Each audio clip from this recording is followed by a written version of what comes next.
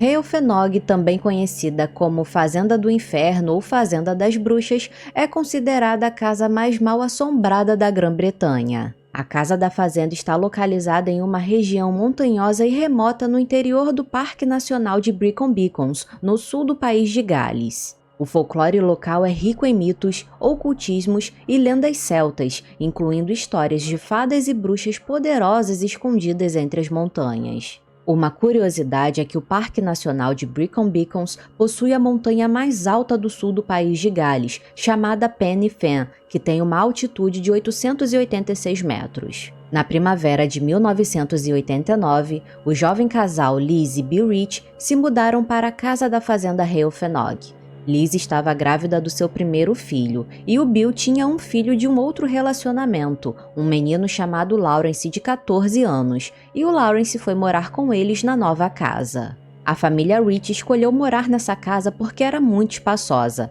A paisagem das montanhas que cercavam a fazenda era deslumbrante, e o vizinho mais próximo ficava a cerca de 800 metros. Era o local perfeito para Bill montar o seu estúdio, já que ele trabalhava como pintor e escultor. Em novembro de 1989, nasceu o Ben, o primeiro filho do casal, e a família estava muito feliz com a chegada do mais novo membro. Porém, essa felicidade não duraria muito tempo. Certo dia, o Lawrence estava explorando as ruínas de um antigo casarão nos arredores da fazenda. Era uma construção feita de pedra, mas devido às ações do tempo, o telhado já havia desaparecido, restando apenas as paredes em ruínas. A construção havia sido inundada e grande parte estava sendo engolida pelo pântano que se formou no lugar. Lawrence chamou o Bill e a Liz para mostrar o local e em determinado momento a Liz pôde ver um homem entre as árvores. Aquele homem era Win Thomas, o vizinho mais próximo, dono da fazenda que fazia fronteira com a propriedade dos Rich. Thomas alertou o casal sobre aquela mansão em ruínas. Ele explicou que aquela construção era a original mansão Reofenog e disse que coisas estranhas aconteciam naquele local e que era comum animais mortos aparecerem flutuando nas águas pantanosas daquelas ruínas. Mas o Bill e a Liz não acreditaram muito naquelas histórias, acharam que ele estava apenas tentando assustá-los,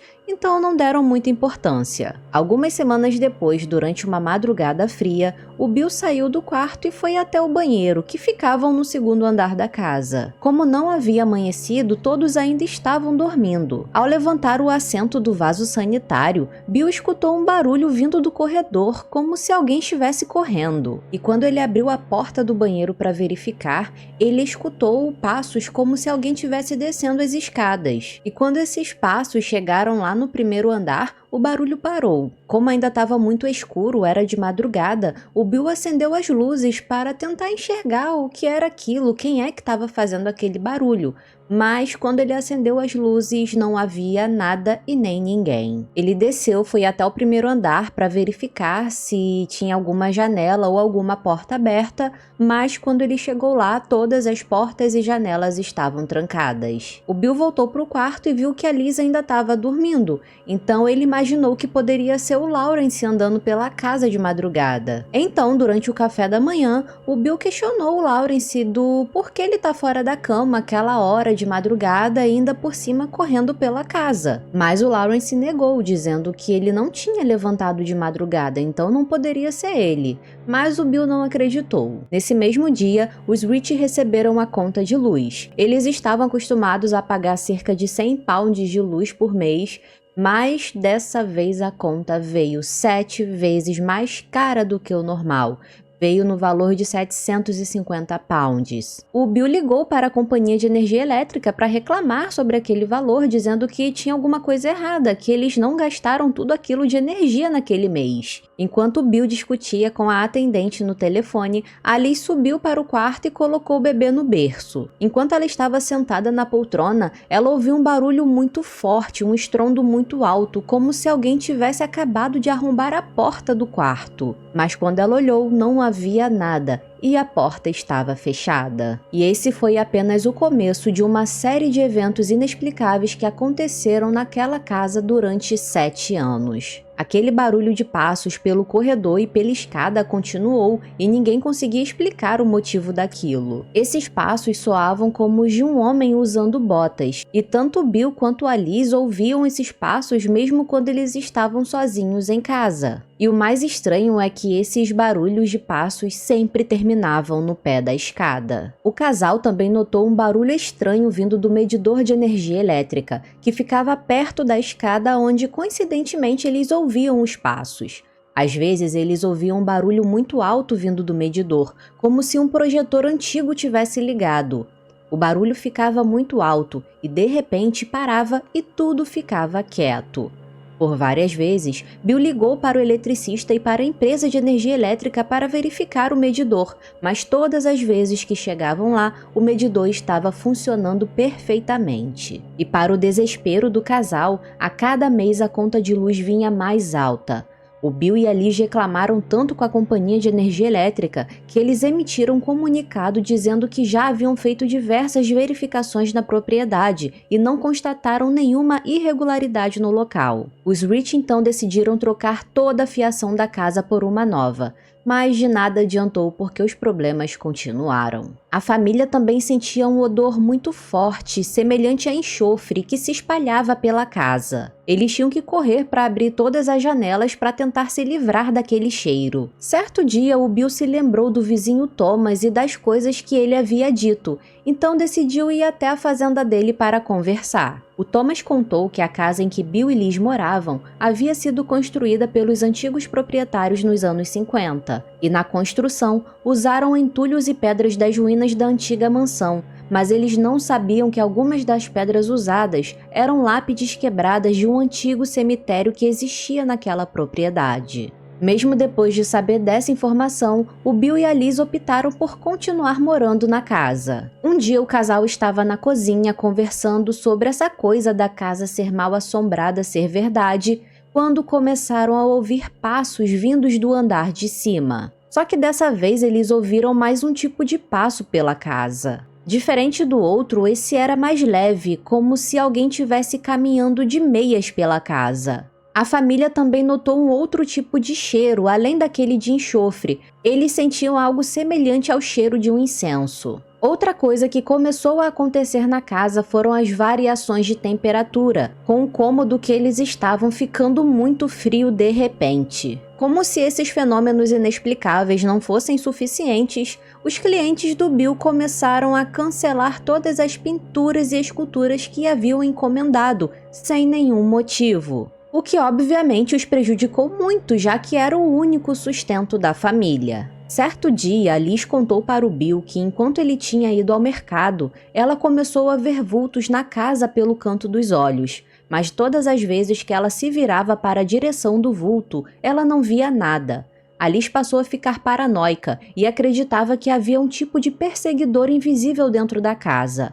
Como ela nunca conseguia ver aquela entidade por completo, ela começou a achar que estava ficando louca. Em uma noite, a família acordou com um som de grunhidos vindos do lado de fora da casa. O Bill e o Lawrence foram verificar a origem do barulho e encontraram um porco da família completamente histérico dentro do celeiro. Bill tentou trancar o animal, mas ele se jogava contra o portão para tentar sair. O porco ficou tão agressivo que quando o Bill tentou dar um pouco de ração para o animal tentar se acalmar, ele o mordeu. Sem escolha, eles decidiram sacrificar o animal. Porém, o mesmo passou a acontecer com os outros animais da família no decorrer dos dias. Até mesmo os animais de estimação ficaram enlouquecidos e tentavam atacar os membros da família. E pouco a pouco os animais começaram a morrer de forma súbita. Em poucas semanas, além do porco, eles perderam 2 gatos, um porquinho da Índia, um cachorro e 6 cabras. E todos haviam enlouquecido antes de morrer. A princípio, a família chegou a pensar que tivesse sido um surto de raiva na fazenda, mas alguns animais não haviam entrado em contato com outros. E todos os animais ficaram descontrolados de forma repentina, o que não condizia com os sintomas da raiva. Todos esses acontecimentos passaram a afetar a saúde mental do Bill. Ele passou a perder os prazos dos poucos trabalhos que ainda tinha. A casa, que era para servir como uma fonte de inspiração para ele, se tornou o motivo dos seus problemas. Mais clientes cancelavam as encomendas e a conta de luz vinha cada vez mais cara, o que deixou a família em más condições financeiras. Para tentar escapar dos problemas, Bill começou a ingerir bebidas alcoólicas de forma descontrolada, e logo o casal passou a enfrentar problemas no casamento. Em uma ocasião, por volta das 10 horas da manhã, Ali saiu para caminhar e o Bill foi para um pub beber. Quando ela estava retornando da caminhada, ela olhou para casa e viu uma senhora idosa de cabelos grisalhos na janela do quarto do Ben. Assustada, ela correu para dentro da casa e foi até o quarto do bebê, mas não havia ninguém lá dentro, apenas um forte cheiro de incenso no cômodo. Liz decidiu descobrir sobre o passado daquela propriedade. A essa altura, ela sabia que aqueles eventos eram de origem sobrenatural. Ela entrou em contato com uma historiadora local chamada Bita Morgan para ver se algo no passado da região explicaria aquelas atividades que aconteciam na casa. Liz descobriu que cerca de 40 aviões haviam caído na região ao longo dos anos, além de dezenas de soldados que perderam suas vidas durante sessões de treinamento militar. Bita mostrou fotos e artigos de jornais sobre a propriedade de Rio Fenog, e em uma dessas fotos, Liz reconheceu a idosa que ela tinha visto na janela do quarto do Ben. Aquela senhora era Marian Halborn, a proprietária anterior da casa antes dos Rich. Ela teria morrido de câncer na década de 70 e seu filho herdou a propriedade. Liz também descobriu que um exorcismo havia acontecido na casa na década de 60. Na época, Marianne estava passando pelos mesmos problemas que Liz e sua família e decidiu chamar um padre para ir até a casa. Liz também conseguiu o contato de uma antiga veterinária que cuidava dos animais da fazenda antes deles se mudarem. E essa veterinária contou que ouvia passos dentro da casa mesmo quando não havia ninguém no andar de cima. Liz então teve certeza que havia algo de errado com aquela casa e que ela não estava ficando louca. Para piorar a situação financeira da família Rich, o vaso sanitário do banheiro do andar de baixo começou a estufar e os pisos ao redor do vaso também. Pensando que fosse um problema no encanamento, a família chamou o encanador para verificar, mas quando o profissional chegou lá, tanto o vaso sanitário como os pisos estavam normais. Poucas horas depois que o encanador tinha ido embora, a família ligou novamente para ele, dizendo que o vaso sanitário e os pisos estavam estufando de novo. E estranhamente o encanador disse: "Eu acredito em vocês." Esse mesmo encanador já havia feito alguns trabalhos para a antiga proprietária da casa, a senhora Marion. Ele contou que certa vez a Marion pediu para que ele instalasse um aquecedor na parede. Depois que ele terminou o serviço e foi para casa, a Marion ligou para ele dizendo que o aquecedor tinha caído da parede e estava no chão. Então ele voltou lá, viu que o aquecedor havia sido arrancado, mas reinstalou o aparelho e foi para casa. Só que não demorou muito e a senhora Marion ligou de novo dizendo que o aquecedor tinha caído e ela não sabia explicar como. Achando que era Marion que estava derrubando propositalmente o aquecedor, ele não voltou para reinstalar. Sabendo dessa história, a Liz foi até a igreja local pedir ajuda ao padre, e ele foi até a casa fazer uma bênção. E de fato, por algumas horas após o padre ter saído, as coisas finalmente pareciam ter se acalmado na casa. Mas não demorou muito para que as atividades voltassem, e dessa vez mais intensas do que antes. Dessa vez, o Lawrence, o filho do Bill, começou a agir de forma estranha. Ele passou a se isolar no quarto e agir de forma rebelde. E quando Bill o confrontava, ele tinha crises de raiva. O Lawrence sempre tinha sido um menino educado e gentil, mas estava agindo de forma violenta, quebrando objetos pela casa e xingando a Liz. Certa vez, a sua avó, a mãe do Bill, foi até a casa para visitá-los. E ao chegar na casa e cumprimentar o neto, ele cuspiu no rosto dela. E quando Bill foi confrontá-lo, o Lawrence falou com uma voz muito grossa e assustadora. Era como se algo estivesse falando através dele. O Bill passou a não dormir à noite e, estressado, começou a ingerir cada vez mais bebidas alcoólicas. A família passou a ouvir o piano tocando sozinho e a Liz via luzes brilhantes no celeiro. Ela também viu novamente aquela senhora idosa, a Marion, sentada na poltrona ao lado do berço do bebê, mas de alguma forma Alice sentiu que o espírito daquela senhora não queria fazer nenhum tipo de mal para a família. No verão de 1990, Alice decidiu procurar mais ajuda. Um médium chamado Larry Harry, acompanhado de outros 2 médiums, foram até a casa da família Rich. Eles começaram com uma vistoria pela casa e passaram um tempo em cada cômodo. Os 3 médiuns concordaram que haviam sentido 4 energias na casa. Eles notaram os espíritos de uma senhora idosa e 2 homens mais jovens que não se davam bem. O 4º espírito era muito mais velho e mais poderoso e tinha uma energia sombria.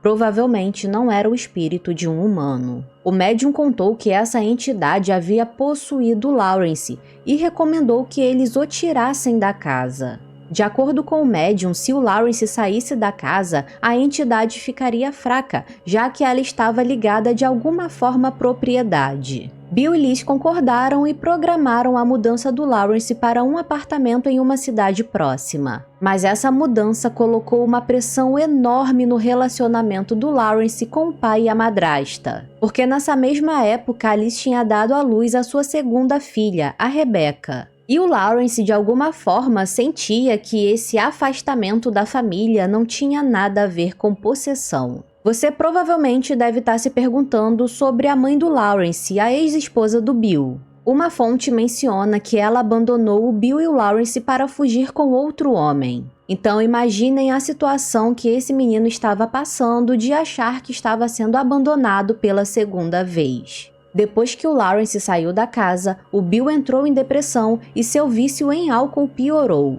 Mas, estranhamente, depois que o Lawrence foi embora, as atividades na casa diminuíram. O medidor de energia elétrica não fazia mais barulho, os cheiros de enxofre e incenso sumiram e o valor da conta de luz voltou ao normal. Parecia que realmente aquele médium tinha conseguido ajudar a família. O médium posteriormente entrou em contato com os Rich para informar que no passado haviam feito um ritual sombrio no celeiro, provavelmente no século anterior, e que durante esse ritual invocaram uma entidade que ele acreditava ser a mesma que estava possuindo Lawrence. O médium garantiu para Bill e Liz que a entidade tinha sido controlada, já que o Lawrence não estava mais na casa. Provavelmente você deve estar se perguntando por que a família não se mudou para outro local. Acontece que na época, o Reino Unido enfrentava uma recessão e uma das piores crises imobiliárias da história do país. Isso impossibilitou a família Rich de sair da casa, então eles não tinham outra alternativa a não ser ficar e tentar lidar com o que quer que fosse aquilo.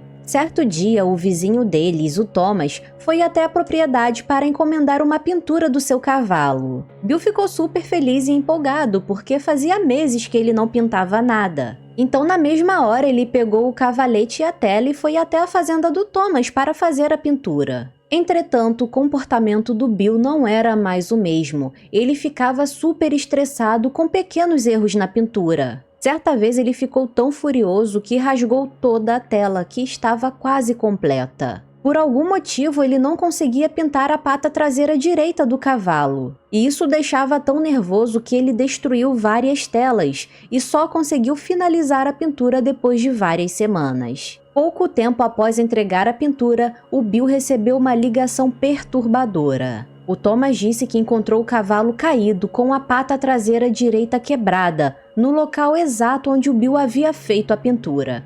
E coincidentemente, foi justamente essa pata que o Bill teve tanta dificuldade em pintar. Thomas disse que para acabar com o sofrimento do animal que estava agonizando, teve que sacrificá-lo. Ele também disse que queimou o quadro e que o Bill estava amaldiçoado. Depois desse telefonema, o Bill passou a se embriagar cada vez mais, passando a maior parte do tempo trancado no estúdio sem ter contato com a sua família. Dias depois, quando ele finalmente decidiu aparecer na cozinha, Alice ficou apavorada quando viu que o Bill tinha vários ferimentos horríveis nas mãos. Sua pele estava muito inchada e seus dedos pareciam que tinham sido cortados com lâmina. O Bill jurou para Alice que ele não tinha feito aquilo com ele mesmo e que aqueles cortes surgiam na sua pele. Certo dia, Liz estava voltando de um passeio com seus 2 filhos, quando entrou na casa e viu uma figura humanoide com mais de 2 metros de altura. De acordo com a Liz, esse ser, que tinha a cabeça de um pássaro, passou pelo corredor e desapareceu através da parede, onde ficava o medidor de energia elétrica. Ela disse que as crianças começaram a gritar e o medidor voltou a emitir aquele barulho estranho. E essa mesma figura sombria foi vista outras vezes vagando pela casa no meio da noite. Posteriormente, Liz encontrou um pingente antigo na casa e quando o entregou para Bill, ele sentiu um choque e o pingente se partiu em pedaços. Liz acreditava que o pingente era do Antigo Egito. Ela se lembrou de quando eles viajaram anos antes para ver as pirâmides. Ela viu luzes estranhas que eram semelhantes às luzes que ela via no celeiro da fazenda. Liz começou a acreditar que o deus egípcio Horus era o responsável pelas atividades sobrenaturais na casa. O casal decidiu instalar babás eletrônicas para vigiar o Ben e a Rebecca.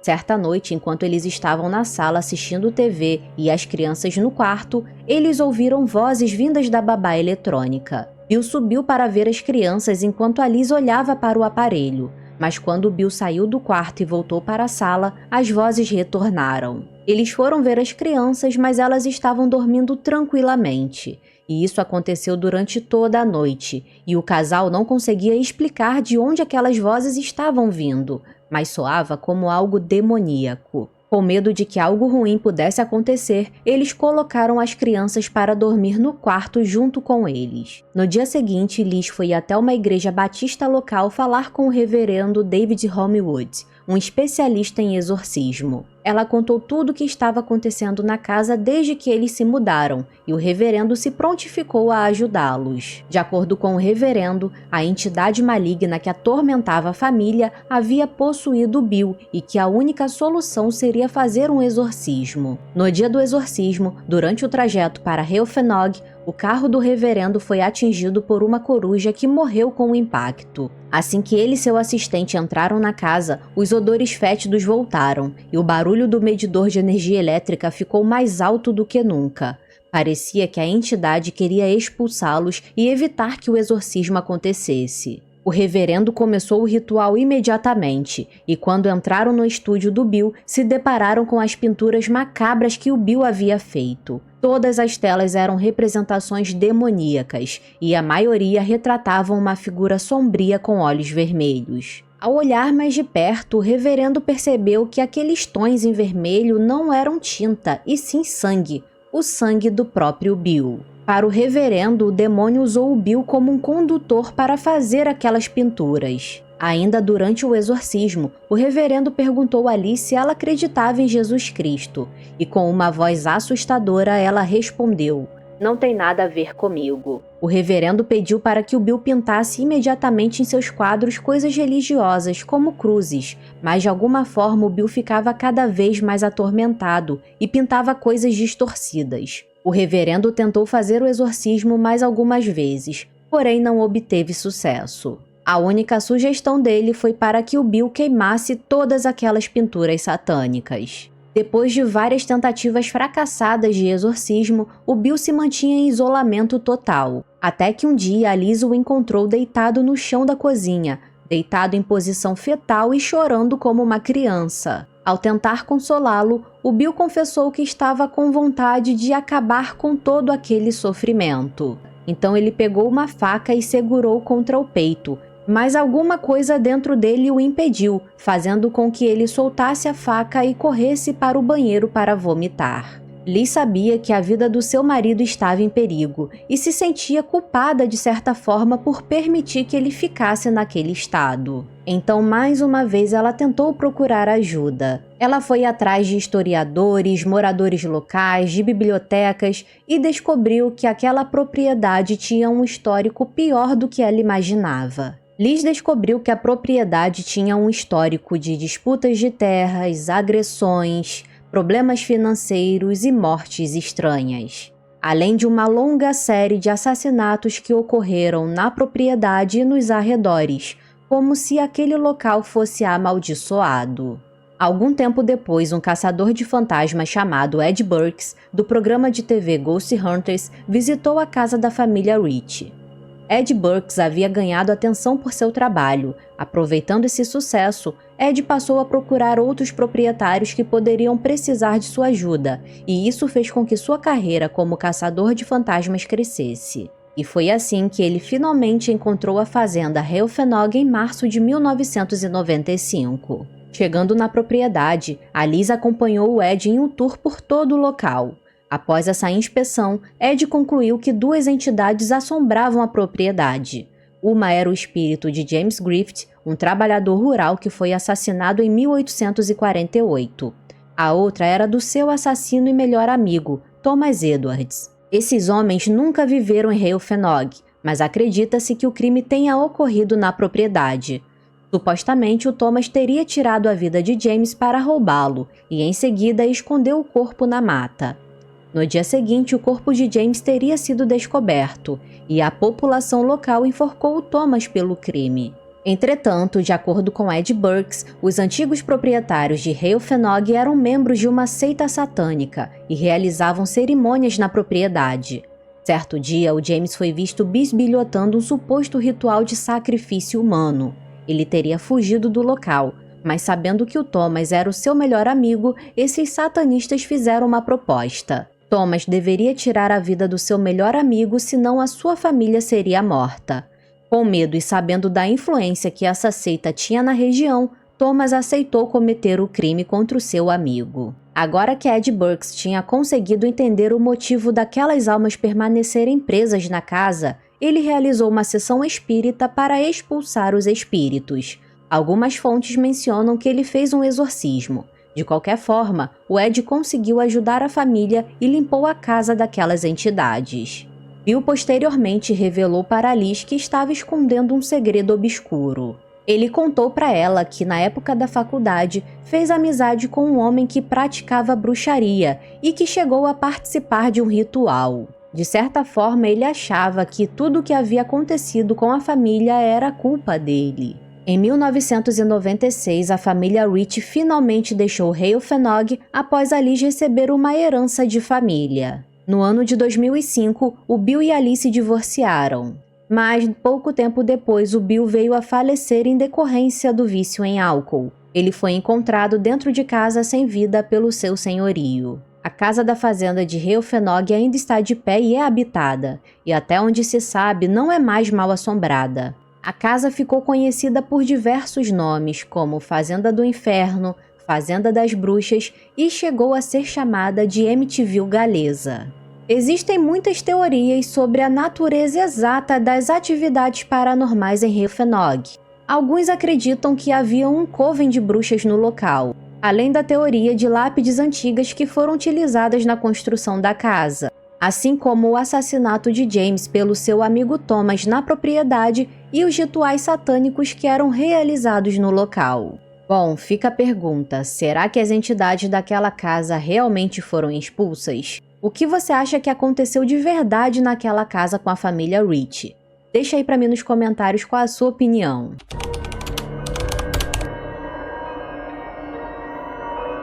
Imagine presenciar um fenômeno paranormal tão bizarro e inexplicável que se tornou um dos casos sobrenaturais mais bem documentados de todos os tempos. E mesmo décadas depois, ninguém consegue explicar o que realmente aconteceu. Esse é o mistério das faces de Belmes. Rostos humanos que surgiram do nada no chão de uma casa. No início dos anos 70, uma família espanhola começou a notar umas figuras surgindo no chão da casa. O que até então parecia ser simples manchas no chão, com o tempo revelou formas de rostos humanos. E o mais perturbador é que esses rostos mudavam de expressão com o tempo. É claro que isso logo chamou a atenção de pesquisadores, curiosos e até mesmo da polícia. Vamos entender o que realmente aconteceu e por que até hoje ninguém conseguiu desvendar esse mistério. Tudo começou em 23 de agosto de 1971, na pequena cidade de Belmes de La Moraleda, na pequena comunidade de Andaluzia, na Espanha, quando Maria Gomes, na época com 52 anos,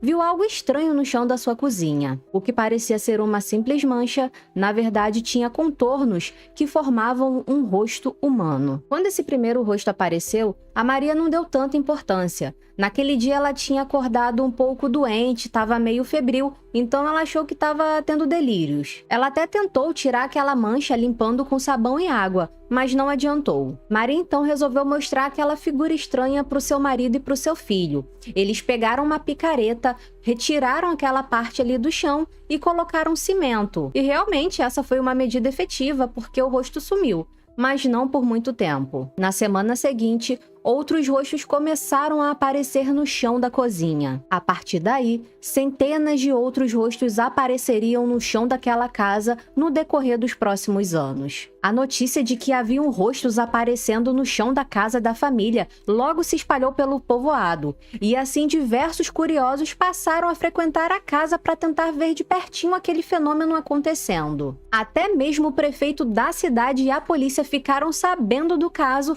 e precisaram intervir na situação. O marido de Maria, que já estava sem paciência com aquilo, queria destruir o chão da cozinha para encerrar aquela história, mas o prefeito proibiu que ele fizesse. O prefeito então mandou uma equipe da polícia até o local para que eles cortassem um pedaço daquele concreto que tinha um rosto e enviou essa parte para análise. Só que essa decisão do prefeito acabou atraindo muito mais curiosos ao local, dessa vez de diversos lugares do mundo, já que o assunto foi parar no jornal da cidade. Durante esses meses, a casa de Maria vivia cheia de curiosos que queriam ver de perto aquele fenômeno paranormal acontecendo. A Maria e sua família não cobravam nenhum tipo de valor por essas visitas, mas os visitantes que iam até a casa deixavam um tipo de gorjeta em forma de agradecimento. E isso levantou suspeitas, principalmente da mídia, que começou a dizer que a família estava forjando aquele fenômeno para conseguir arrecadar dinheiro. Enquanto aquele pedaço de concreto com o rosto estava sendo estudado, vários outros começaram a surgir pelo chão da casa. Alguns desapareciam com o tempo, mas outros surgiam e ficavam cada vez mais nítidos. E o mais bizarro é que a expressão daqueles rostos iam mudando, como se estivessem vivos. E esses rostos mudavam de expressão na frente dos visitantes, algo que seria difícil de ser forjado, já que estamos falando dos anos 70. Finalmente, a análise naquele pedaço de concreto foi finalizado, e para surpresa de todos, o resultado foi inconclusivo. Depois desse laudo, o prefeito mandou que escavassem o chão da cozinha para investigar o que havia ali naquele solo. Depois de escavarem um buraco de aproximadamente 2,80 metros de profundidade, a equipe encontrou várias ossadas humanas. Algumas tinham cerca de 700 anos de idade. E o mais bizarro é que a maioria dessas ossadas não tinha crânio. Depois dessa descoberta bizarra, o buraco foi fechado e concretado. Só que pouco tempo depois, vários rostos voltaram a aparecer naquele local. Em abril de 1972, um parapsicólogo que estava intrigado com esse caso saiu de Madrid e foi até Belmes para investigar o caso. E esse parapsicólogo já havia encontrado alguns documentos que falavam de um ex-governador da cidade de Granada que havia tirado a vida de 5 membros de uma família no século XVI, e que o local exato desse crime era desconhecido. Porém, estudiosos desconfiavam de que esse crime teria ocorrido ali perto da casa de Maria. Esse mesmo parapsicólogo levantou a hipótese de que aqueles rostos apareciam no chão da casa porque ela havia sido construída em cima de um cemitério, já que ela ficava próxima a uma igreja. E no século XVI, XVII, até o século XVIII, se eu não me engano, era muito comum a construção de cemitérios próximos à igreja. O parapsicólogo Germán também realizou dentro da casa algumas gravações de EVP, também conhecido como fenômeno da voz eletrônica, e ele conseguiu captar alguns sons estranhos que não conseguiu explicar. A comunidade parapsicológica da época estava intrigada com esse caso e tentavam desvendar esse mistério das faces de Belmes. Alguns investigadores chegaram a dizer que a Maria era uma espécie de pilar espiritual que influenciava diretamente nas aparições daqueles rostos. É dito também que as expressões daquelas faces variavam de acordo com o humor da Maria. E para esses investigadores, o fenômeno acabaria assim que a Maria falecesse. Só que não foi o que aconteceu e mais à frente eu vou falar sobre isso. Desde o início dos fenômenos, várias hipóteses foram levantadas. Uma delas seria de que as faces de Belmes seriam um milagre religioso, mas essa teoria nunca foi apoiada pela igreja. De acordo com vários especialistas em parapsicologia que estudaram o caso, esse fenômeno é chamado de teleplastia. A teleplastia consiste no aparecimento de formas ou figuras sobre uma superfície, devido a um suposto contato dessas superfícies com o ectoplasma. Outra explicação, de acordo com a ciência convencional, seria a pareidolia. A pareidolia é um fenômeno psicológico que ocorre quando o cérebro interpreta estímulos visuais de forma a perceber padrões ou significados que não existem. O exemplo mais clássico de pareidolia é quando a gente olha para uma nuvem e vê um formato de um bichinho ou de alguma coisa fofinha. No decorrer dos anos, vários testes foram feitos para tentar provar de que aquele fenômeno era uma fraude arquitetada pela família Gomes. Em 1990, o Instituto de Cerâmica e Vidro coletou algumas amostras dessas faces e submeteu alguns testes para verificar a veracidade do fenômeno. E mais uma vez o resultado foi negativo. Não havia nenhum resquício de tinta ou manipulação ali que pudesse provar que aquele fenômeno era uma fraude. A Maria Gomes faleceu em 3 de fevereiro de 2004, aos 85 anos de idade. E como eu havia dito, vários investigadores paranormais afirmavam que assim que ela falecesse, os fenômenos acabariam. Só que claramente eles estavam enganados. Mesmo após o falecimento da Maria, vários rostos continuaram surgindo no chão da casa. Em 2014, um programa investigativo de TV realizou mais testes para desvendar o mistério por trás das faces de Belmes. Um doutor em engenharia química e um criminalista forense extraíram amostras das faces e realizaram mais testes. E concluíram que nenhum daqueles rostos havia sido feito com nenhum tipo de tinta, e que também não havia nenhum indício de manipulação externa. Até hoje, muitos não acreditam na natureza paranormal das faces de Belmes. Alguns céticos argumentam que poderia ser uma farsa muito bem elaborada pela família. Entretanto, até hoje, nenhuma explicação foi capaz de provar se o fenômeno das faces de Belmes foi uma fraude ou não. E eu quero saber qual é a sua opinião sobre esse caso. Você acha que as faces de Belmes foi realmente um fenômeno paranormal ou tudo não passou de uma trama bem arquitetada pela família Gomes?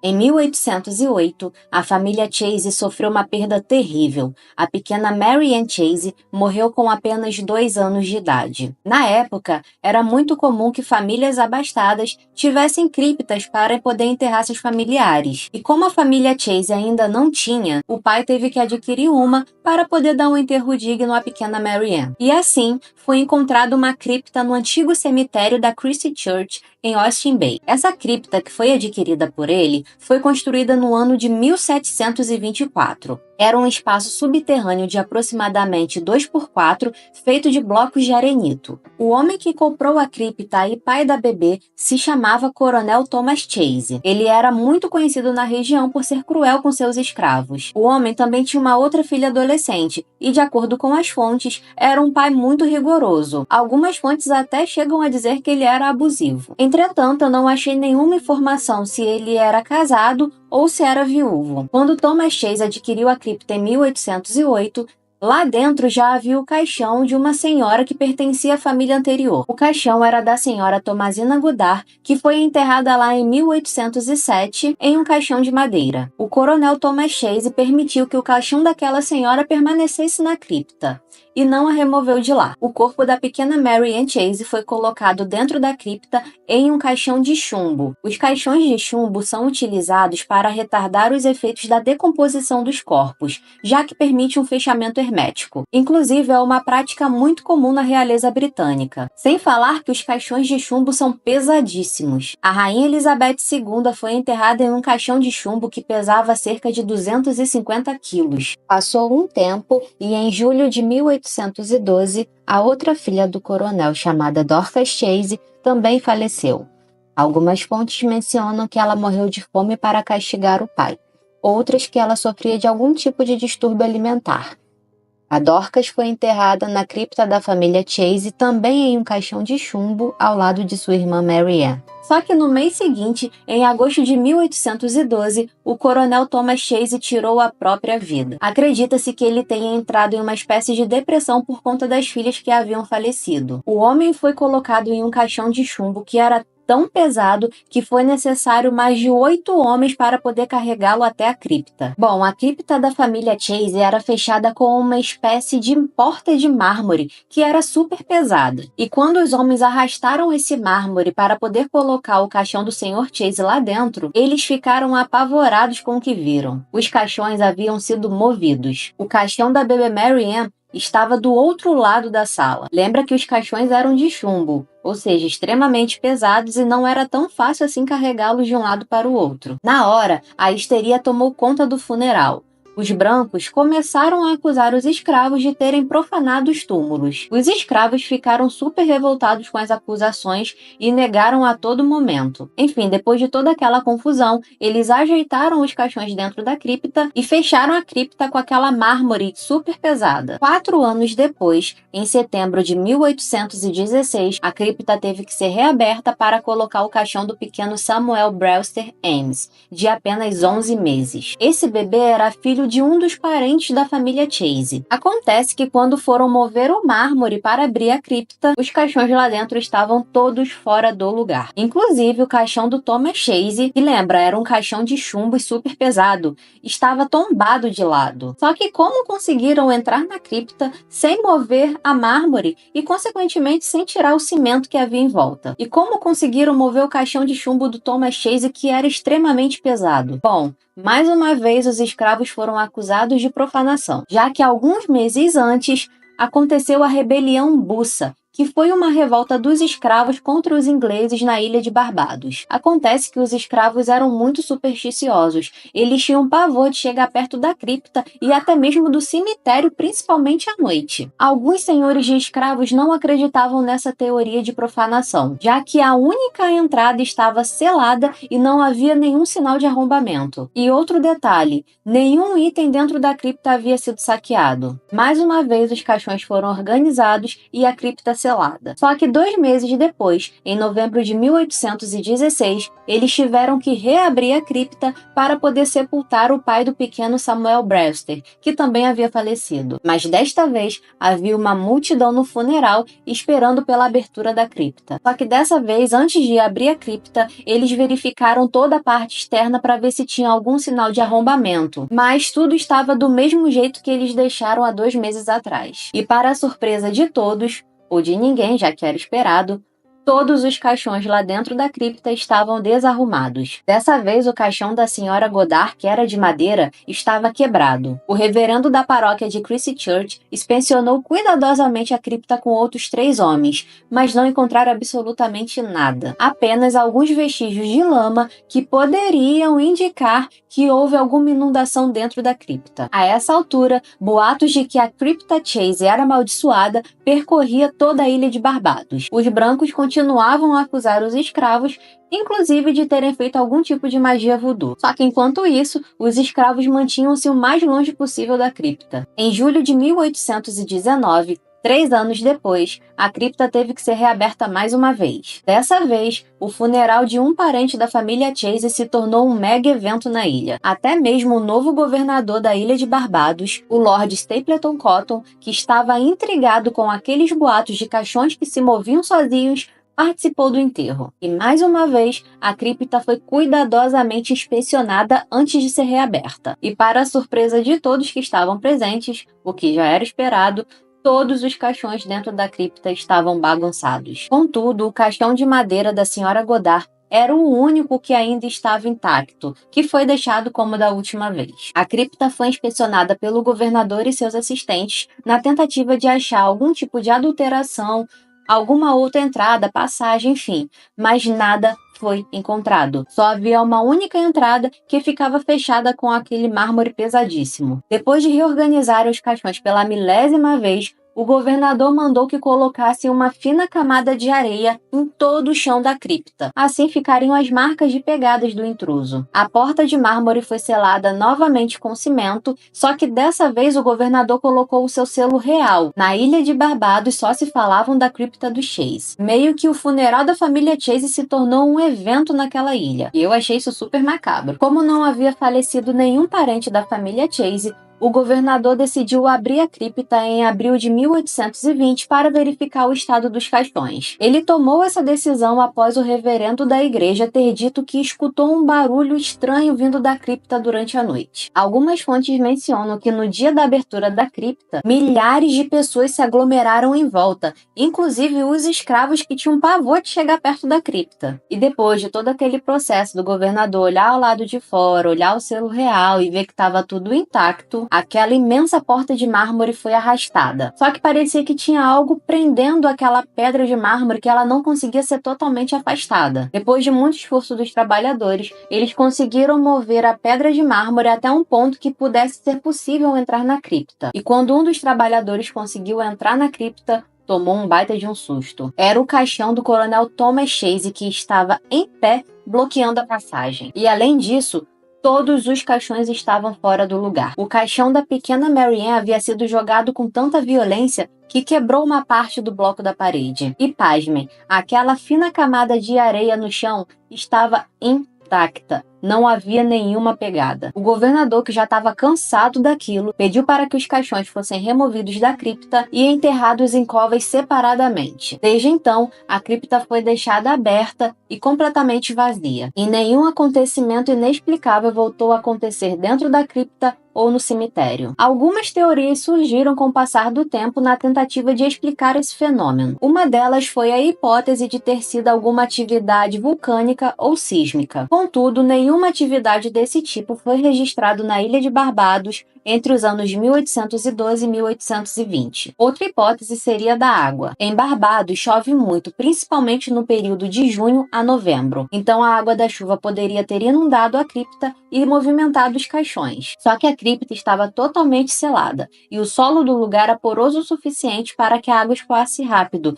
e não ficasse inundado. Outras teorias, como forças sobrenaturais e até mesmo ufológicas, poderiam explicar esse fenômeno. Alguns dizem que seria o espírito da senhora Goddard, que não gostou dos Chase terem sido enterrados na mesma cripta. Outros dizem que seriam os espíritos furiosos das filhas do coronel Chase. Mas existe uma outra teoria muito simples que explicaria esse fenômeno. Na verdade, nada disso teria acontecido. A cripta de fato existe.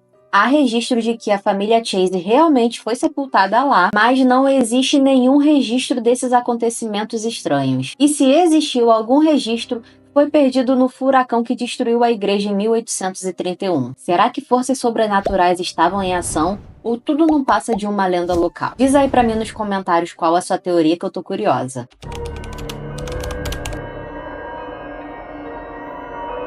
No início da década de 1820, o estado de Nova York estabeleceu um novo sistema para cuidar daqueles que não conseguiam se sustentar. Ou melhor dizendo, um pretexto para reunir em um único local pessoas não desejadas pela sociedade. E um dos condados onde construíram essa espécie de asilo foi no condado de Genesee, um dos 62 condados do estado de Nova York nos Estados Unidos. No dia 4 de dezembro de 1826, os integrantes do Conselho de Supervisores do Condado de Genesee se reuniram em Bethany, um dos vilarejos do condado, com o objetivo de estabelecer um asilo naquele local. E nessa reunião, esses supervisores, que seriam os políticos responsáveis pelo condado, estabeleceram regras e regulamentos para o funcionamento desse asilo. Na época, os asilos eram instalações administradas pelo governo do município para abrigar pessoas necessitadas. E nessa época, o conceito de pessoas necessitadas era totalmente deturpado, digamos assim. Os asilos abrigavam crianças órfãs, idosos abandonados pela família, deficientes físicos e mentais, mulheres que engravidavam antes do casamento, veteranos de guerra e até mesmo criminosos. Durante essa reunião, esses políticos escolheram um prédio de tijolos que havia na região de Bethany, que na verdade era uma taverna de diligências. No contexto histórico, a taverna de diligências era um estabelecimento que servia como ponto de parada e descanso para os viajantes, especialmente para aqueles que utilizavam diligências, que eram carroças puxadas por cavalos para viajar. E o motivo de terem escolhido esse local é porque ele ficava bem no centro geográfico do condado. O nome escolhido para esse asilo foi o Genesee County Poorhouse. Traduzindo, seria a Casa dos Pobres do Condado de Genesee ou Asilo do Condado de Genesee. E sim, os asilos na época também eram conhecidos como Casa dos Pobres. Após a escolha do local, um anúncio oficial foi divulgado no jornal Batavia Times em 9 de dezembro de 1826, e esse anúncio dizia o seguinte: por meio deste, notificamos que o Genesee County Poorhouse estará pronto para receber indigentes no primeiro dia de janeiro de 1827. Os supervisores dos pobres das diversas cidades do condado de Genesee são solicitados,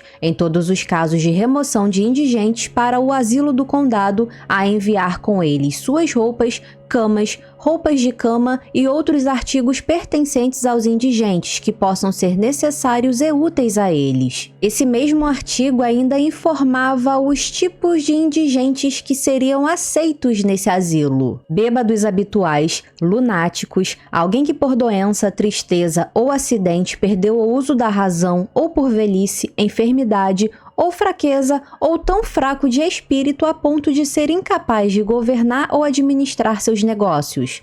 Indigentes, uma pessoa sem meios de renda, indigentes do Estado, alguém que é cego, coxo, que era o termo utilizado para deficiente físico, velho ou incapacitado sem fonte de renda, ou um vagabundo. Ou seja, qualquer tipo de pessoa que fosse julgada como não apta para viver em sociedade. Inclusive, tivemos algo muito similar aqui no Brasil em Barbacena, Minas Gerais, mas isso é assunto para outro vídeo. Então, em janeiro de 1827 foi inaugurado o asilo e no ano seguinte, em 1828, foi construído um prédio anexo, e esse anexo foi nomeado de Genesee County Poor Farm, traduzindo seria Fazenda para Pobres do Condado de Genesee. Esse prédio anexo foi feito para o confinamento de pessoas portadoras de deficiência mental grave e criminosos. Lembrando que estamos falando de 1800, então não existiam medicamentos psiquiátricos naquela época. Esse prédio anexo foi apelidado de County Home, ou Casa do Condado, porque ficava localizado numa fazenda de 80 hectares.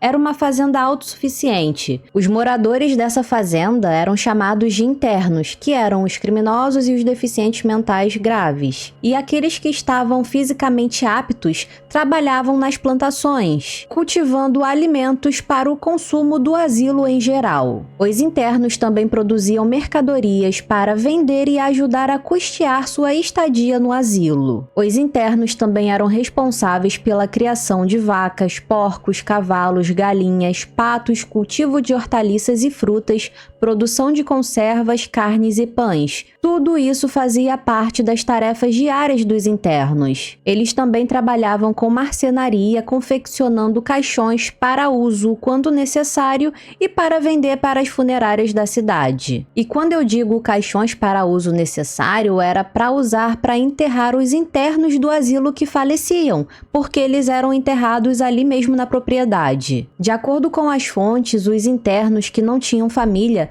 eram enterrados no cemitério do asilo. Porém, não existem mais registros desse cemitério porque ele desapareceu com o tempo por falta de manutenção e porque não haviam lápides para marcar exatamente o local onde os corpos eram enterrados. Em junho de 2004, 5 lápides datadas de 1887 a 1888 foram devolvidas ao condado de Genesee.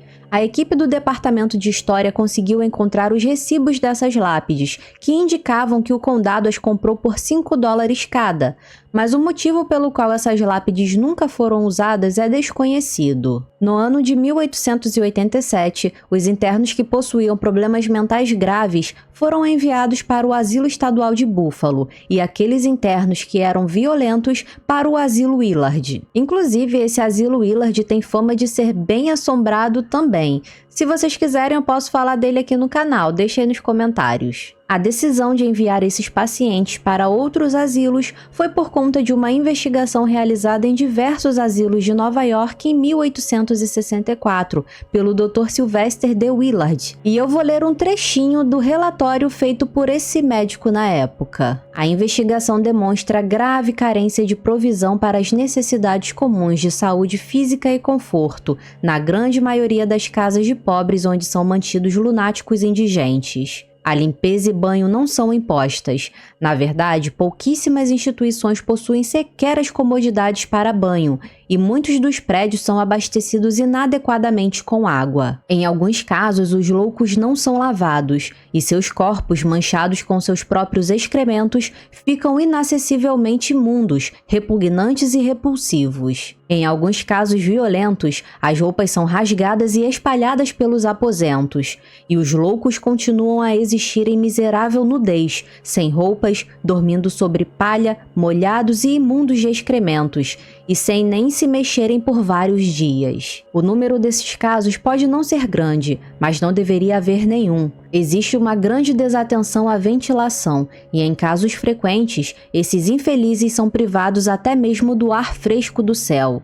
Em muitos casos, os edifícios não passam de cortiços miseráveis e foram erguidos sem qualquer consideração à ventilação. É impossível, a partir de sua própria construção e disposição, obter uniformidade de ar puro, e assim outro grande princípio de saúde é negado. Apenas com esse trecho de um relatório a gente percebe o quanto as pessoas sofriam nesses locais antes de perderem suas vidas. Para vocês terem noção, foi encontrado um documento que registrava o falecimento desse homem, e esse homem deixou a sua esposa e seus filhos sem nenhum tipo de recurso financeiro. Então a viúva e os filhos desse homem foram internados no asilo Rolling Hills. Em 1950, o asilo mudou de nome por um tempo e se tornou The Old County Home and Infirmary, traduzindo seria Lar e Enfermaria do Condado. Em 1964, após 137 anos, o Rolling Hills se tornou o Lar de Idosos do Condado de Genesee. O prédio anexo onde funcionava a fazenda foi fechado em 20 de julho de 1965. Em 18 de fevereiro de 1974, os pacientes e residentes do Lar de Idosos foram transferidos para o Asilo do Condado de Genesee em Batávia, e o local foi fechado. Todas as instalações permaneceram vazias até que em 1992 o local foi transformado no Carriage Village, um shopping antigo com diversas lojas. E foi nessa época, em 1992, que as atividades paranormais começaram a se manifestar. Os funcionários do shopping começaram a notar incidentes paranormais, de modo que, mesmo com pouco tempo de funcionamento desse shopping, o local adquiriu a reputação de um dos lugares mais assombrados do estado de Nova York. Calma que eu já vou contar esses relatos sobrenaturais, deixa só eu encerrar a parte histórica. Foram mais de 1.700 mortes documentadas e outras centenas não registradas. E não é à toa que o asilo Rolling Hills é considerado um dos locais mais assombrados dos Estados Unidos. No ano de 2002, a propriedade foi comprada por Jeff e Lori Carlson, e em janeiro de 2003 eles a renomearam para Rolling Hills Country Mall. Em 2004, os Carlsons abriram o Rolling Hills ao público, oferecendo o tour fantasma pelo local. Devido aos tempos difíceis, o local foi fechado em 2007. Então, em 2009, quando muitos pensavam que o prédio fecharia para sempre, Sharon Coyle decidiu comprar a propriedade. Ela fazia parte de um grupo de caça-fantasmas chamado Journey Paranormal Society. Sharon comprou a propriedade após uma visita para evitar que o local fosse permanentemente fechado, transformando em um centro de investigação paranormal, com foco em passeios, investigações e aprendizado sobre o paranormal. Desde o ano de 2020, o Asilo Rolling Hills se tornou uma organização com fins lucrativos que oferece um local e um cenário para a realização de passeios históricos, exposições, programas educacionais, eventos e ações de conscientização pública. Uma informação que eu não achei em nenhum site foi o ano exato em que o local passou a se chamar Asilo Rolling Hills. Nas fontes fala sobre a Casa dos Pobres em 1827, sobre a Fazenda dos Pobres em 1828 1928, sobre a enfermaria em 1950, o lar de idosos em 1964, mas não fala quando foi nomeado o asilo Rolling Hills. Se você souber dessa informação, deixa aí pra mim nos comentários, por favor. Agora vamos para a parte que muito nos interessa, que é a parte sobrenatural. Lá nos anos 90, quando decidiram transformar o asilo em shopping, muitas atividades sobrenaturais começaram a acontecer. Os vendedores e clientes presenciavam portas abrindo e fechando sozinhas, vultos, vozes, gritos, dentre outros fenômenos paranormais. Um dos fantasmas mais famosos do asilo é o Roy Cruz. Roy era um interno do asilo que sofria de gigantismo, uma condição genética rara em que uma pessoa cresce mais do que o esperado, geralmente devido a um excesso de hormônio do crescimento durante a infância e adolescência. E por conta dessa deformidade, os pés e mãos do Roy eram gigantes e ele tinha 2,26 m de altura. Roy era filho de um banqueiro muito rico de Nova York e foi enviado para morar no asilo porque a família o considerava uma vergonha. Ele foi internado no asilo com apenas 12 anos de idade e viveu lá até sua morte aos 62 anos em 1942. É dito que ele amava música, amava ópera e era muito conhecido no local pela sua bondade. Hoje, sua sombra enorme é vista vagando pelos corredores do asilo. A Sharon, a atual proprietária do asilo,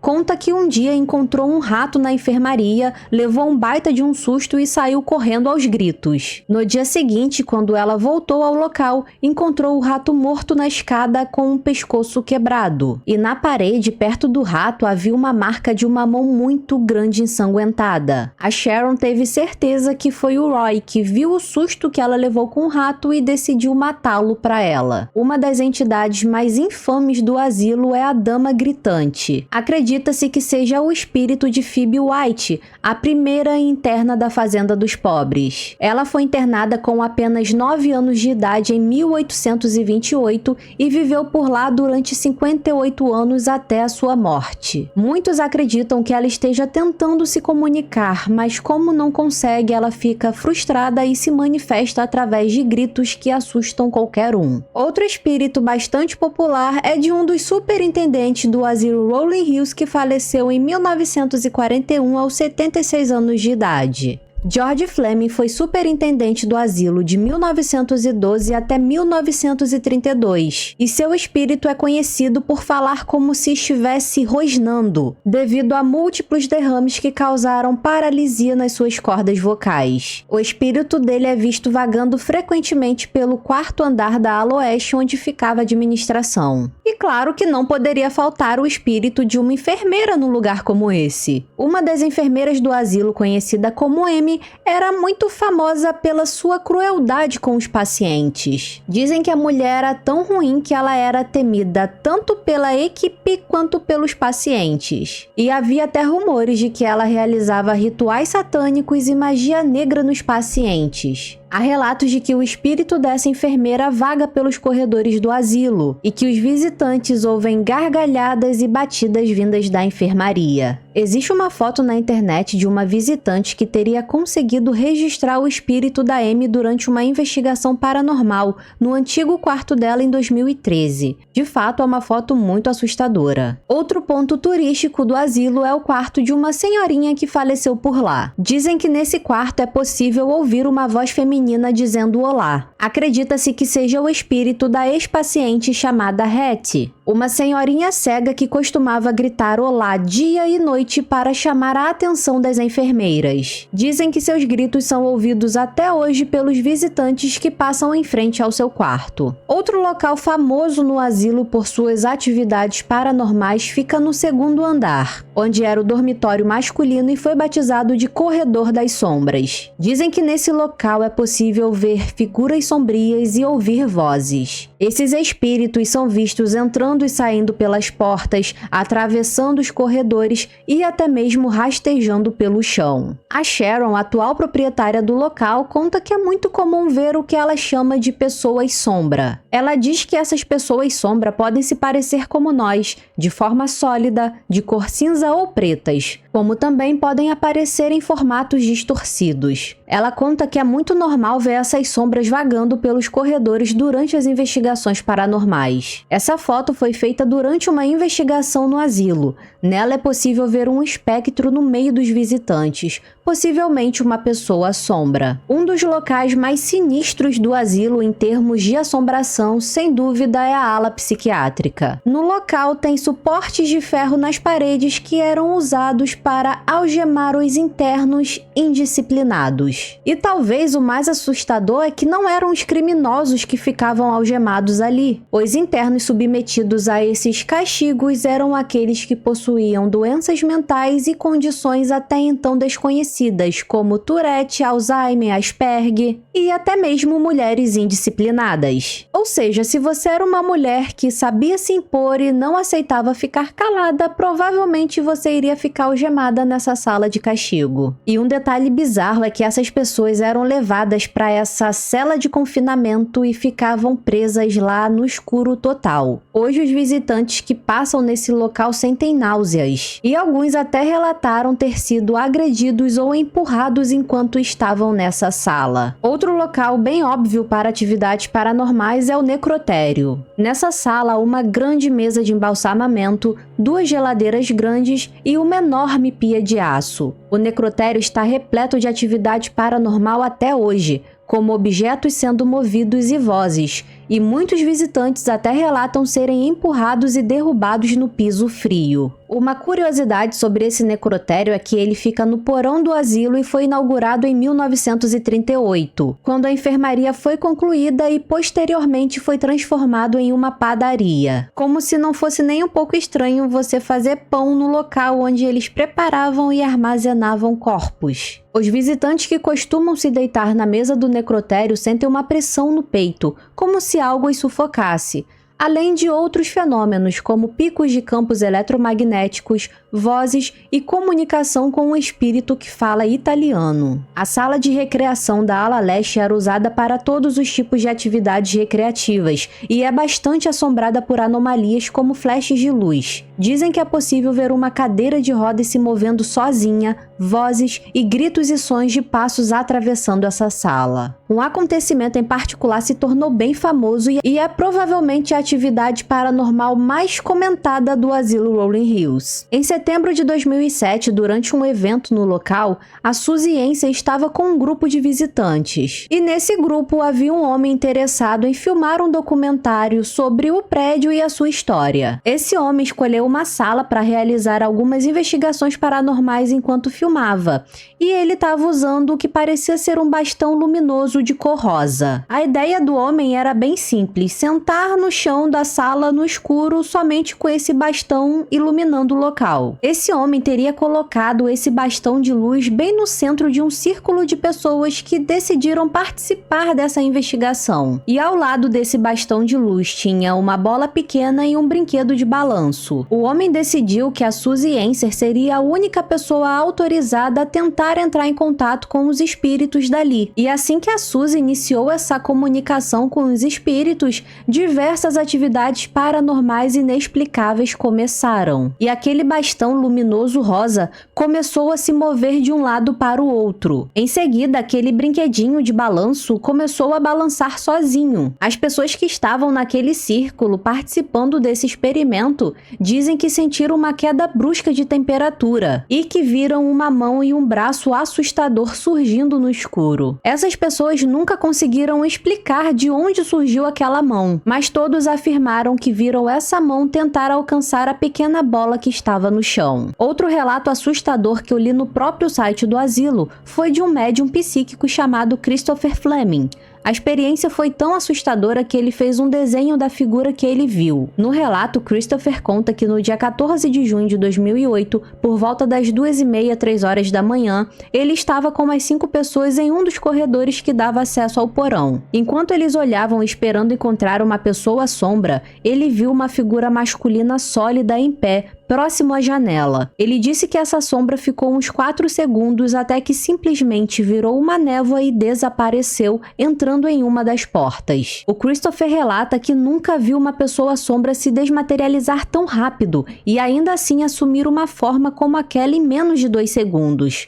Ele diz que naquele momento percebeu o quanto os espíritos são capazes de mudar de forma e se mover tão rapidamente. Eu encontrei 3 relatos interessantes no Reddit de pessoas que visitaram o asilo Rolling Hills e fotografaram coisas no mínimo perturbadoras. Os relatos estão em inglês, mas eu usei o Google Tradutor para dar uma ajudinha e eu vou ler esses relatos agora para vocês. O primeiro relato é de um usuário do Reddit chamado S81 Music. Recentemente participei de uma caça aos fantasmas no asilo Rolling Hills em East Bethany, Nova York, e foi uma experiência muito legal. Pessoalmente, não acredito em fenômenos paranormais, mas sempre mantenho a mente aberta. Preciso começar a história afirmando explicitamente que não senti nenhuma energia negativa, nem senti que estava sendo seguido ou observado, nem senti nada fora do comum. Além de sentir muito frio, já que o prédio não é aquecido, a experiência foi incrível, e caminhar por um pedaço da história foi bastante marcante. Acredito que havia 6 grupos nesse caça aos fantasmas de 4 horas, 3 dos quais nunca mais vi depois que recebemos sinal verde para explorar. No entanto, meu grupo e eu, formado por mim e meus avós, sempre sabíamos se havia algum grupo por perto. Encontramos o mesmo grupo de 2 pessoas algumas vezes, mas nenhum grupo apareceu de repente enquanto estávamos sentados, usando o método da luz magnética e a gravação em vídeo. Todos foram muito respeitosos não só com o prédio, mas também com os outros, o que só contribuiu para a experiência positiva. De qualquer forma, o principal motivo desse post é porque não tenho muita certeza do que capturei nessa foto.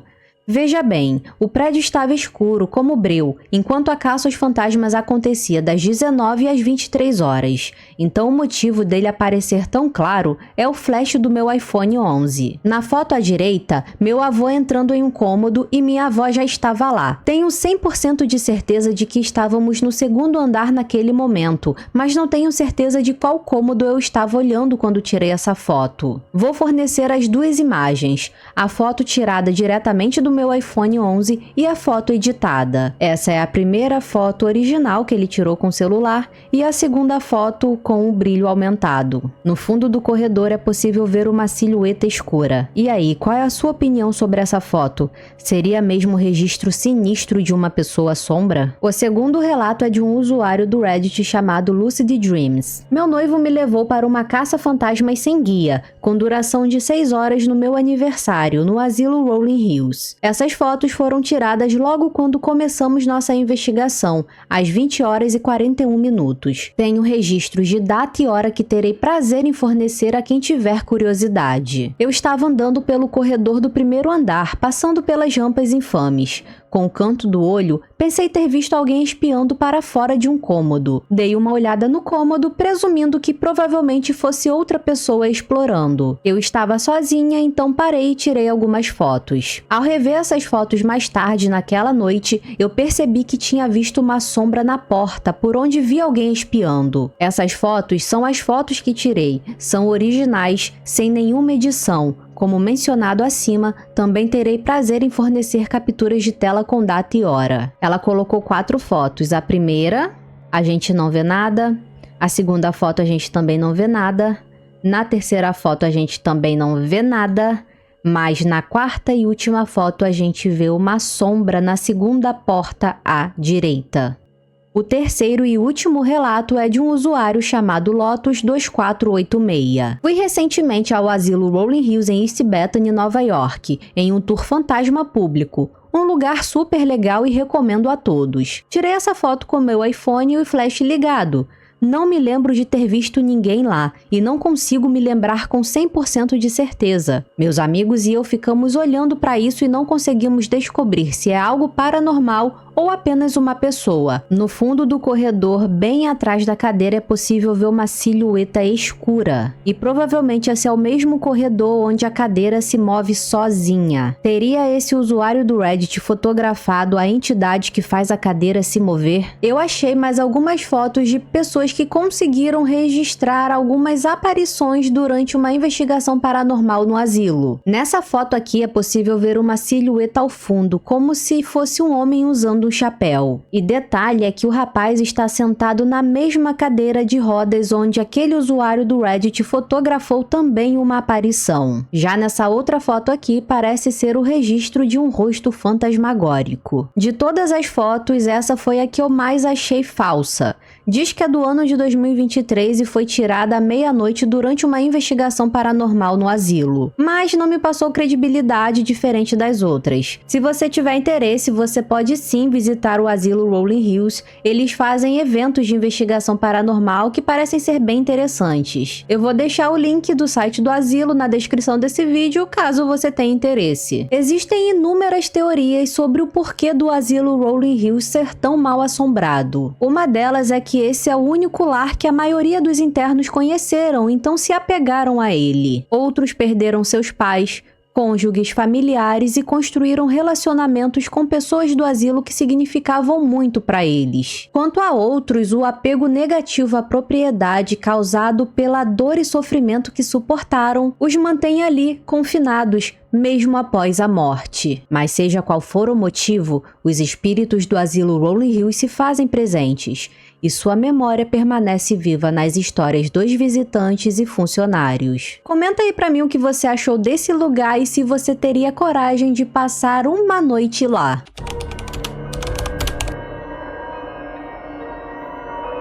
Pluckley é uma vila localizada no distrito de Ashford, no condado de Kent, na Inglaterra. Com uma população de pouco mais de 1.000 habitantes, é um local historicamente rico. Seus registros remontam ao ano de 1080, quando foi citada no antigo Domesday Book, que foi um grande levantamento feito na época, similar ao censo realizado hoje em dia. Entre seus pontos turísticos mais conhecidos está a Igreja de São Nicolau, construída no século XIII, considerada hoje um importante ponto turístico. Em 1989, Pluckley entrou para o Guinness Book como a vila mais assombrada da Grã-Bretanha, devido ao alto número de relatos de aparições e fenômenos sobrenaturais. Essa categoria não existe mais no Guinness Book, mas o título transformou a vila em um dos destinos mais procurados por turistas, curiosos e investigadores paranormais até os dias de hoje. De acordo com as lendas locais, existem cerca de 12 entidades que assombram Pluckley e seus arredores,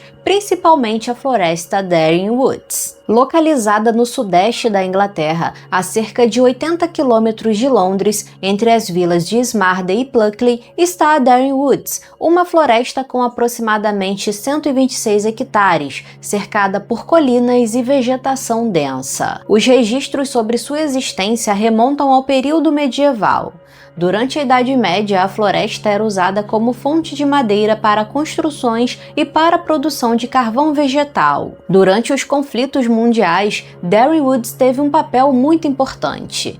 Na Primeira Guerra Mundial, sua madeira foi usada para a construção de trincheiras, e na Segunda Guerra, a floresta serviu como base militar por sua localização estratégica e cobertura natural por conta da densa vegetação. Mas sua fama sinistra começou no século XVII, quando os moradores passaram a relatar gritos apavorantes vindos do interior da floresta. Esses sons misteriosos eram ouvidos inclusive durante o dia, o que fez com que o local passasse a ser conhecido como Screaming Woods, ou Floresta Gritante. A aparição mais famosa de Darien Woods é a de um assaltante de estradas que viveu no século XVII. Ele se escondia atrás das árvores e atacava viajantes desavisados. Cansados dos roubos, os moradores se revoltaram, capturaram o homem e o amarraram em uma árvore, onde ele foi morto. Essa árvore ficava na esquina entre as ruas Smarden Bell e Edgerton Road, um local que ficou conhecido como a Esquina do Susto. Até hoje há relatos de pessoas que dizem ver o espírito desse assaltante pulando de trás das árvores para assustar quem passa. E muitos acreditam que os gritos ouvidos na floresta sejam dele, revivendo o momento da própria morte. Outro famoso fantasma da floresta é de um velho coronel do exército do século XVIII.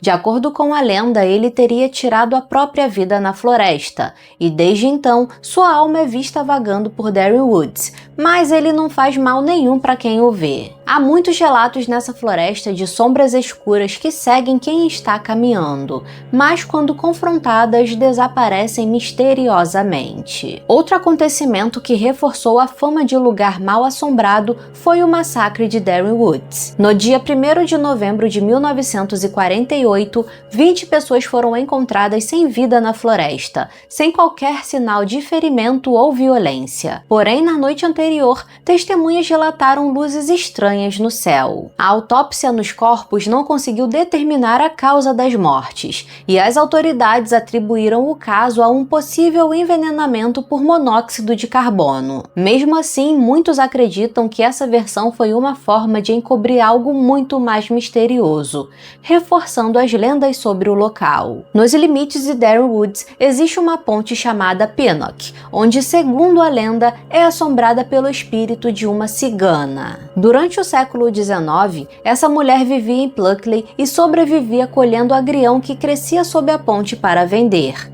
Certo dia, após fazer a colheita do agrião, ela adormeceu com o cachimbo aceso, provocando um incêndio que tirou a sua vida. Como essa ponte ficava bem distante e não existiam casas próximas, ninguém pôde ajudá-la, e infelizmente o corpo carbonizado dessa mulher foi encontrado apenas no dia seguinte. Desde então, moradores afirmam ouvir gritos de desespero ao passar por essa ponte e ver a figura de uma mulher correndo e pedindo ajuda, antes de desaparecer no ar. Assim como na floresta Darren Woods, existem inúmeros relatos de assombrações e fenômenos sobrenaturais em Pluckley. Na cidade existia um antigo moinho de vento feito de madeira, que pertencia a um velho chamado Richard Dick Buzz. Esse homem era muito respeitado na região, já que seu moinho era muito importante para a vila. Mas em 1939 o moinho foi destruído por um raio. Richard perdeu seu sustento e entrou em desespero, tirando sua própria vida,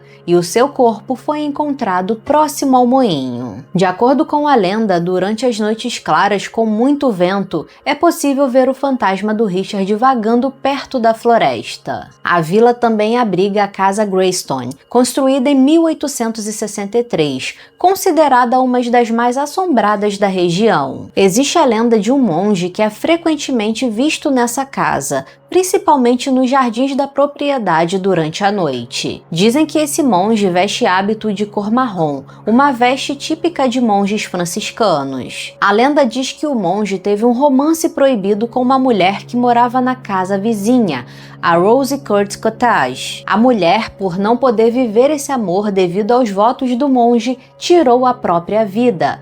E o monge, arrasado, acabou morrendo pouco tempo depois. Ambos teriam ficado presos ao local, sendo o espírito da mulher conhecido como a Dama Tudor, que aparece vestida com um longo vestido de época. Na igreja de São Nicolau, um dos pontos turísticos mais famosos de Pluckley, há relatos de duas aparições, a Dama de Branco e a Dama de Vermelho. Falando primeiramente da Dama de Branco, ela seria uma jovem muito bonita que é frequentemente vista vagando aos redores da igreja. Há relatos de pessoas que foram abordadas por essa jovem pedindo carona, mas quando paravam para ajudar, ela simplesmente desaparecia. Agora, falando da Dama de Vermelho, ela é conhecida como Lady Darren, um dos membros da família Darren que teria dado nome a Darren Woods, a floresta. Dizem que a Lady Darren teria tirado a própria vida após perder o bebê durante o parto. Ela era uma mulher muito bonita e seu marido, após o falecimento, a manteve em uma urna de vidro coberta com rosas vermelhas. E depois ele a colocou em um caixão de chumbo para preservar sua beleza. Dizem que a Lady Darren é vista usando um longo vestido vermelho, vagando pela igreja à procura do seu bebê, que foi enterrado sem uma lápide. Outro relato comum é o de um grande cachorro branco que aparece próximo à igreja. Existem centenas de relatos de pessoas que viram esse cachorro entrar na igreja e sentar ao lado das outras pessoas. Muitos afirmaram ter feito carinho nele pouco antes do cachorro desaparecer misteriosamente. Mas a aparição mais mais temida é a do cocheiro sem cabeça. Essa lenda conta que ele era um homem que trabalhava para uma família importante e em um acidente ele teria perdido a cabeça. Então sua alma passou a vagar pelas ruas da cidade. Existem relatos de pessoas que foram perseguidas por uma carruagem puxada por 4 cavalos, iluminada por uma lamparina e conduzida por um cocheiro sem cabeça. Muitos moradores afirmam ouvir o som da carruagem passando pelas ruas durante a madrugada. Outro ponto de atividade paranormal na cidade é um pub bem antigo chamado Pub Black Horse, construído no século XV. Funcionários e clientes do local afirmam que o pub é assombrado por uma garota chamada Jess. Dizem que ela gosta de jogar copos de bebida nas pessoas e esconder objetos. Outro local na cidade bastante famoso por suas atividades paranormais é um prédio chamado Blacksmith House, construído no século XVIII para ser moradia de um ferreiro. Com o passar dos anos, a casa foi transformada em outros estabelecimentos, como pousada e restaurante, mas atualmente é uma residência. Durante o período em que o local funcionou como restaurante, por volta dos anos 90, houve inúmeros relatos de aparições de 3 espíritos. O primeiro seria o fantasma de um cavalheiro negro, um homem muito elegante que era visto vagando pelos corredores do segundo andar. O segundo espírito é de um cocheiro idoso que é visto se sentando em frente à lareira. E o terceiro seria de uma empregada que é vista com roupas bem antigas arrumando os cômodos. Existe um relato de 1997, quando o local ainda era um restaurante, de uma funcionária que testemunhou um homem entrar pela porta do estabelecimento. Ela se virou por alguns segundos para pegar o bloco para anotar o pedido desse homem. Ele era o primeiro cliente do dia, mas quando ela se virou novamente, o restaurante estava completamente vazio. Mas estranhamente, a cadeira onde ela viu o homem se sentar estava puxada. Essas foram apenas algumas das lendas famosas de Darren Woods e Pluckley. Até os dias de hoje, muitos visitantes relatam ouvir passos, gritos e a sensação de estarem sendo observados ou seguidos. Outra coisa estranha que costuma acontecer por lá são os dispositivos eletrônicos que falham aparentemente sem motivo. E devido a essa quantidade de lendas locais e fenômenos inexplicáveis, Darren Woods atrai tanto curiosos quanto investigadores paranormais do mundo inteiro. No YouTube você encontra diversos vídeos de grupos de investigação que se aventuraram por Darren Woods, utilizando equipamentos como gravadores de áudio, EMF e câmeras de visão noturna. Muitos pesquisadores alegaram ter capturado vozes fantasmagóricas na floresta, assim como orbes de luz flutuando entre as árvores. Embora o título do Guinness Book de lugar mais assombrado não seja mais válido porque essa categoria não existe mais, Darren Woods e a cidade de Pluckley continuam sendo conhecidas como o local mais assombrado do mundo até os dias de hoje. Mas aqui entre nós, você teria coragem de passar uma noite na Floresta Gritante? Deixa aí pra mim nos comentários o que você achou desse lugar. Eu confesso que fiquei com muita vontade de fazer uma tour por lá, mas quem sabe um dia, né? Aproveite para ver a história de outros lugares assombrados que estão aparecendo aí na tela para você. Se você gostou do vídeo, deixa aquele like e o hype e comenta aí qual outro lugar assombrado você quer que eu traga para o canal. Muito obrigada por assistir e até o próximo Caso Sinistro.